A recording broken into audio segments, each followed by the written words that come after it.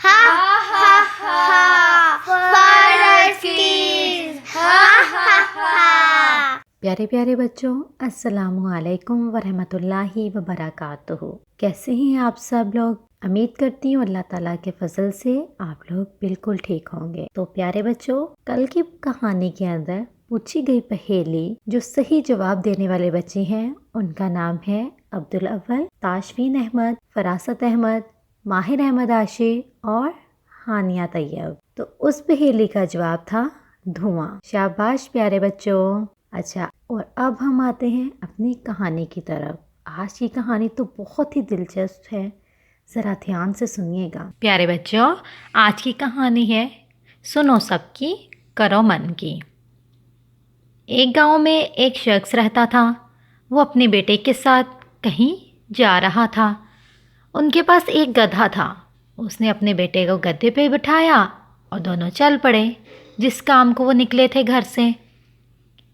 रास्ते में जाते जाते उन्हें कुछ लोग नज़र आए। वो लोग तंज़िया बोलने लगे, कहने लगे कि देखो देखो, बाप बूढ़ा पैदल जा रहा है, ये कैसा बच्चा है, खुद तो अपना गधे पर आराम से जा रहा है और जो बाप है उसको पैदल चला रहा है। कैसी औलाद है ये, बड़ा होगा तो क्या करेगा। बच्चा जब ये सुनता है वो बहुत ज़्यादा उदास हो जाता है। उन्हें उनकी बातें बहुत ज़्यादा बुरी लगती हैं।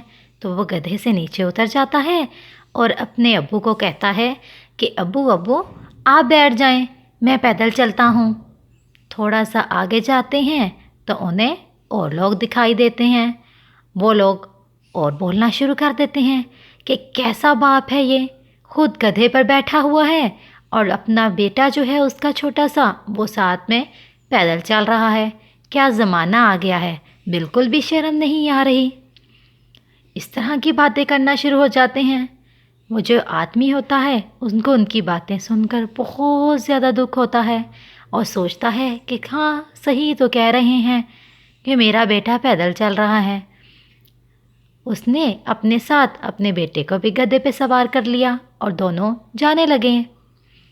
थोड़ा सा आगे जाते हैं तो और लोग नज़र आ जाते हैं।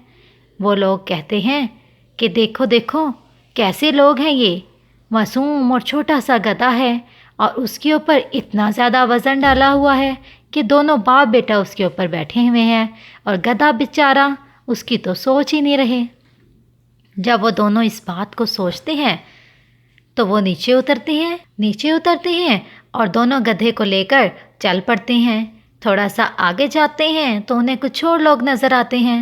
वो लोग जो हैं वो बोल रहे होते हैं, देखो देखो कैसे बेअक्ल लोग हैं, इनमें तो अकल ही नहीं है, गधे को ऐसे साथ में लेकर जा रहे हैं और ख़ुद दोनों पैदल चल रहे हैं। इनको चाहिए था कि गधे पर सवारी करते।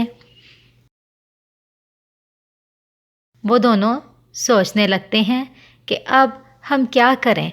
तो प्यारे बच्चों, हमें इस कहानी से ये सबक मिलता है कि सुनो तो सबकी, लेकिन करो अपने मन की।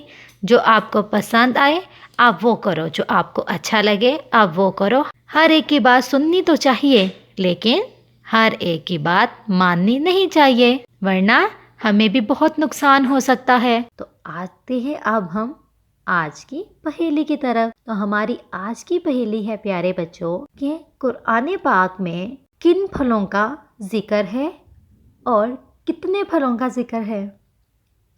अब आपने इसका जवाब हमें लिखना है कमेंट्स में और नेक्स्ट स्टोरी में हम आपके नाम के साथ जवाब बताएंगे।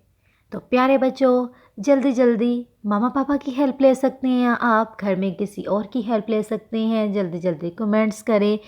पहले बताने वालों बच्चों के नाम हम अपने नेक्स्ट वीडियो में लेंगे।